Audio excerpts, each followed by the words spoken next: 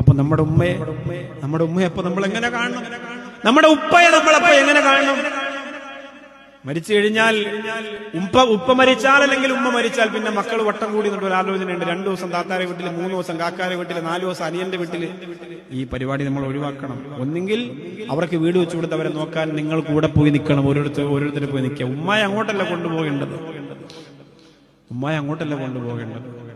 എത്രയും പ്രായമായാലും ഈ രോഗവും കഷ്ടപ്പാടും ബുദ്ധിമുട്ടും ഒക്കെ വന്നാലും ഈ ചവിട്ടേറ്റ ഉമ്മമാര് മക്കളെ കുറ്റപ്പെടുത്തുന്നില്ല എന്ന് പറയുമ്പോഴാണ് അവര് നിങ്ങളെ മുഖത്ത് നോക്കി പറയുന്നതൊക്കെ മനസ്സറിഞ്ഞ് പറയുന്നതല്ല.